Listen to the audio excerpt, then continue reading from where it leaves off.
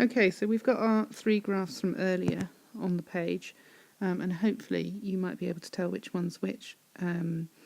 If you think about the first graph that we drew, x squared plus 4x plus 4, do you remember that is written as a perfect square?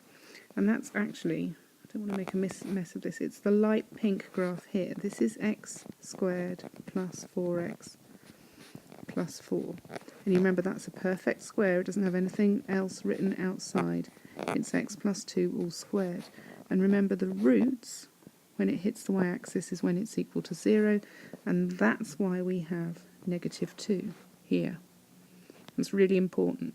Now if you remember, the next graph that we talked about was x squared plus 4x plus 7. Ooh. X squared plus 4x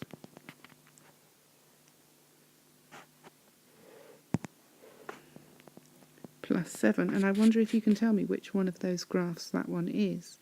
How is it different from x squared plus 4x plus 4? Well, we decided that actually it was the same as x plus 2 all squared plus 3. So it must be 3 units higher. And it must be this graph here. X squared plus 4x plus 7. But the advantage of writing it with completing the square is we can translate the information that we know about x plus 2 all squared and then apply it to be able to think about what the other graphs look like. Not something that you had to do much for intermediate 2, but certainly something that's called upon for higher.